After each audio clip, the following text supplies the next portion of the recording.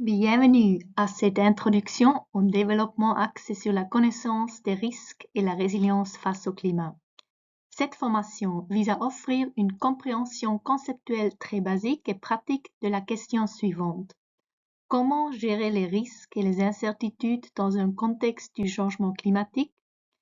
Le contenu de cette formation a été mis au point par la plateforme suisse des ONG pour la réduction des risques des catastrophes. Je m'appelle Arabella Filippona et je travaille chez HexEpper, qui est membre de cette plateforme. La plateforme des ONG suisses pour la réduction des risques de catastrophes a été fondée en 2011 par cette ONG suisse. Aujourd'hui, le réseau compte 20 organisations. L'objectif de ce réseau est de favoriser une compréhension commune sur le point suivant. Comment intégrer de manière optimale la réduction des risques de catastrophes et l'adaptation au changement climatique aux programmes et aux projets? En fin de compte, nous voulons augmenter la résilience des communautés pour lesquelles nous travaillons dans nos projets. Le travail de la plateforme est réparti en 3 domaines. Nous nous soutenons grâce à l'apprentissage et aux échanges. Nous nous aidons sur le plan conceptuel et nous participons à des activités de plaidoyer et au dialogue politique afin d'obtenir des changements structurels en matière de gestion des risques.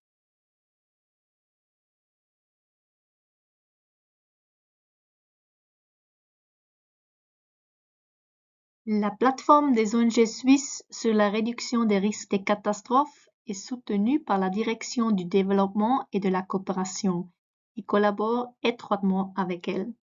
Pour plus d'informations, nous vous invitons à consulter notre site web. Nous sommes toujours intéressés à créer des liens avec d'autres réseaux et organisations. Parlons maintenant de pourquoi nous avons créé ce cours et de pourquoi nous pensons que c'est important que toutes et tous professionnels de l'humanitaire et du développement connaissent l'importance d'un développement axé sur la connaissance des risques et la résilience au climat. En tant que professionnels de l'humanitaire et du développement, nous sommes de plus en plus confrontés à cette situation. La mise en œuvre du projet ou la réalisation de ces objectifs sont menacées par des événements extrêmes qui peuvent se transformer en catastrophes à cause de chocs soudains ou des tensions qui apparaissent lentement et progressivement. Prenons quelques exemples. Quand l'infrastructure hydraulique et sanitaire est détruite à cause d'une tempête ou d'un séisme, les maladies diarrhéiques peuvent se propager et créer un grave incident sanitaire.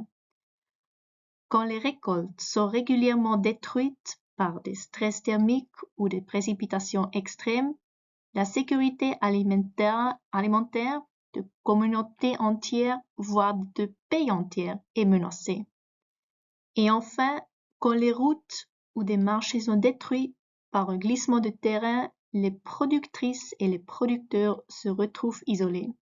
Ils ne peuvent plus vendre leurs produits et leurs invendus risquent de pourrir. Nous remarquons aussi que les personnes ou les communautés que nous voulons soutenir ont du mal à s'adapter à ces chocs ou à ces changements de circonstances. Nous remarquons que la vulnérabilité augmente au lieu de baisser. D'autre côté, nous remarquons également que nos connaissances des risques de catastrophes et des risques climatiques augmentent et que l'accès aux informations sur les risques s'est largement amélioré ces dernières années. Mais pour s'améliorer, les projets et les programmes, tous domaines confondus, devraient intégrer les incertitudes de manière plus systématique dans la planification, la mise en œuvre et le suivi. Aussi, avec cette formation, nous souhaitons expliquer pourquoi il est de plus en plus nécessaire de vérifier les composants de risque et climat de nos projets de développement, de favoriser la compréhension de la gestion des risques liés au changement climatique et aux catastrophes afin de permettre un développement durable et de répondre aux exigences accrues des bailleuses et des bailleurs de fonds en matière de prise en compte systématique des risques liés aux catastrophes et au changement climatique dans la création et la mise en œuvre des projets. Cette formation est principalement destinée au personnel des projets qui ne s'est pas encore familiarisé avec le thème de la réduction des risques de catastrophes et de l'adaptation au changement climatique. Mais elle est également ouverte à toute personne intéressée. La formation est divisée en deux grandes parties. Dans la première partie, nous essayerons de répondre à la question « Pourquoi devons-nous renforcer la résilience face au climat et aux catastrophes ?» Nous allons étudier des statistiques en matière de catastrophes. Nous allons réfléchir aux principales causes de risques, en particulier à l'impact du changement climatique sur l'augmentation des catastrophes. Nous introduirons également quelques conseils et termes de base. Dans la deuxième partie, nous regarderons comment nous pouvons réduire les risques liés au climat et aux catastrophes et comment nous pouvons renforcer la résilience.